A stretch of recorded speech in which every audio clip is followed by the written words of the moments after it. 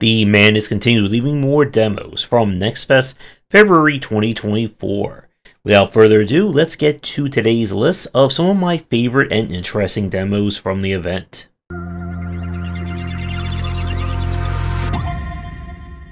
We're beginning with Omnibullet.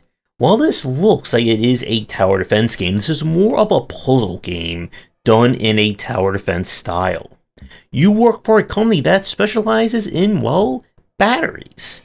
And in order to charge these batteries, they have created turrets. And kind of the whole MO of the game is that instead of you building multiple turrets to accomplish tasks, you're building one. And you want to kind of use that as expressively or as optimally as possible to complete a job. So the different additional things you build are designed to enhance the bullet or change its properties or trajectory. You have this kind of bank or the eco tower that as long as bullets hit it, that provides you with energy. You can charge bullets by running it through these kinds of power enhancers or amplifiers. There will be towers or things that you can turn or curve bullets around. And your goal is to get every fully charged battery to the kind of a drop-off point. If any make it that aren't fully charged, that counts as a miss, and 3 misses and you lose. So this one is a very interesting take. Again, this is not designed as strictly a tower defense game. This is more puzzle in general, as each map has specific conditions and placements for what you can do with it. But I like the concept of this one, and I think there is certainly potential here if you're looking for a puzzle game first, tower defense second. And now we turn to a 9-Bit Armies, a bit too far. This is the sequel to 8-Bit Armies that kind of played as the almost auto strategy style game where you just got pumped out buildings, they go from left to right, and you didn't really involve anything else with them. For 9-Bit, developers have moved to RTS and strictly the 90s Command and Conquer era. You'll be building harvesters, putting down lots of infantry, trying to avoid those infantry being crushed by vehicles and more. Now, the demo shows some promise, but it definitely lacks some of the, modern trappings or UI UX work of the genre. There is no attack move key, so it felt a little bit more annoying to babysit your units. From our play, it doesn't seem like you're getting custom maps or unique maps for the campaign, as they all seem to play off of a skirmish or general multiplayer map. But it is very rare these days, especially even more rarer, to see a kind of 90s style RTS. So there may be some potential here for fans looking to do some tank rushing in the future. And now up is Tendryll. This is a deck building roguelike meets strategy and tactics. How this one works is that you have a party of unique characters. Each one is similar to that of Slay the Spire, a class onto themselves, with unique cards, unique abilities, etc., etc. And you and your buddy are going to have to explore the world and try to beat back lots of monsters, demons, and more that are out to get you. The hook of this is that both characters have their own mana pool, but their cards can either interact with themselves or interact with their friend to aid them in some way. There are cards that can add kind of special modifier keywords to other cards, such as giving a card shock, so that when it gets played, it will do additional damage to other enemies. So the challenge here is that you essentially have to do double duty. You must protect both characters, you must level them up or get cards and artifacts for each one, and you're essentially trying to build one unified strategy out of 2 completely different characters and deck styles. And it's a very interesting premise for a deck builder. You see, as the game goes on, you'll be introduced to more enemies with their own unique conditions and rules, and there's a lot of potential for combo play and synergies. So you can get a card or an artifact that grants a greater chance to shock. You can also get something that makes shock now hit all enemies. You can get stuff that provides taunting and shields and so on and so forth. And there is certainly a lot here if you're looking for a deck builder with a lot of variety to it. In terms of difficulty, it was kind of hard to tell just how easy or hard the main game is going to be. I played through kind of the first chapter, and as anyone who's played deck builder knows, the real Dark Souls experience often doesn't happen in these games until you get to like chapter 2 or chapter 3 of a run. I'm also curious to see where the kind of meta or persistent elements are going to lie with it. Will you unlock new cards? Will there be additional characters, additional synergies, and more? But I certainly enjoyed this one as a fan of all the nitty-gritty deck-building synergy strategizing that can go into them. So if you enjoy your deck-building roguelikes and looking for one where you're going to be using the power of friendship along with RNG to win, then you should definitely check this one out. And now we go to Telebbit. This is a puzzle kind of platforming action game.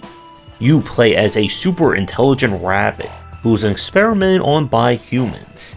Now that they've broken out, they will take revenge, using the power of teleporting to do so. How this one works is that you can kind of send out a teleporting ray.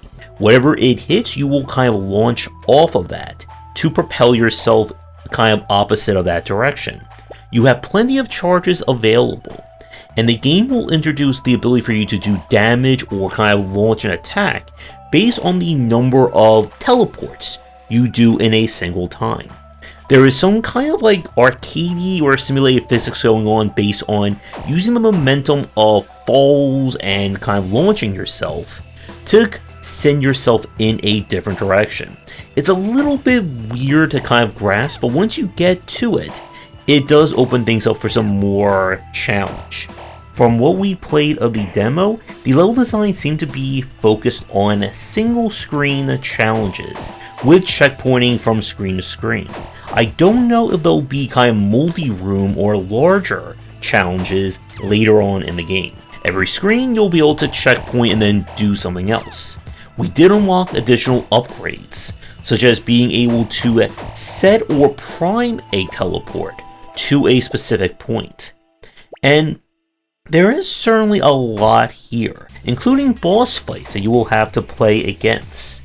I enjoyed this one, and I am very interested to see not only where the game will go, but what other tech they're going to add to it over the course of development. So if you like your action games with a hint of puzzle solving and teleporting to go around, then you should definitely check this one out. And now we have Nimrods Guncrafting Survivor. This is a bullet heaven where kind of the focus and hook is on the weapons themselves. How this works is that when you level up, you'll choose from different mods and augments for your gun. This could be a new barrel, new side attachment, scope, bullets, whatever. And each one changes the property of your weapon in some way, shape, or form. When a run is over, win or lose, you keep the gun. And the gun can either be kind of stored as part of your inventory and given to drones that can act as kind of a partner on future runs, or can be sold for more of your kind of persistent currency or gold that you can use to unlock more weapons, more mods, more stuff, and so on and so forth. It's a very interesting take on the bullet heaven style. And I do like this kind of focus on making the weapon really feel like the star of the show, as a lot of the bullet heavens we play during Next Fest either still adhere too much to the Vampire Survivor style, or they feel too plain in terms of how the combat shakes out. Here you're going to be running, aiming, and just getting an over or ever more over the top gun over the course of the run. And seeing as how the longer you survive and the better the gun you get can then be applied to future runs, does add a little bit more to the strategy or long-term play compared to some of the other bullet heavens out there. Now with that said, however, if you are completely tired of the bullet heaven formula, then I don't think this game is going to do anything else different or stand out enough to convince you to dive back in. But if you're looking for another take, one with a whole lot of use of gun to go with it, then it is a really solid game to check out. And for the last game of today's part, we go to Tales of Wakana. This is a Metroidvania, where all the text seems to have been run through the same kind of translating software that I think was used on Pepsi Man. For our story, the gameplay itself is on 2D action, as you'll explore the world, beating up miscellaneous enemies, finding upgrades, dealing with bosses, and things get stranger and stranger from here.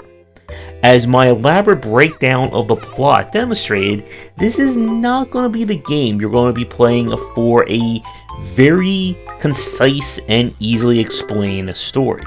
But the gameplay itself is certainly trying to do a lot, from going into a Contra-like to puzzle solving, platforming, and more. I enjoy this one. There's a lot of very clever design here that make it overlooked by just the sheer absurdity of the dialogue. I also really like the pixel art and the animations of the various enemies. The game will only checkpoint you at kind of save points if you're playing this on the higher difficulty, but you can skip through any previously seen cutscene, and the game will not replay them if you have to replay a boss fight. The game itself is going to be built on kind of trying to figure out what it is you're trying to do, and I'm not quite sure this is going to be one of those games where every single level is essentially like its own unique brand of crazy. But there is definitely a lot here for fans of action-adventure looking for one that certainly does not take itself too seriously. So if you like Metroidvania and being confused about dialogue and text, then this is a very easy recommendation, and one I certainly want to play more of when it's released. And with that, another part is done.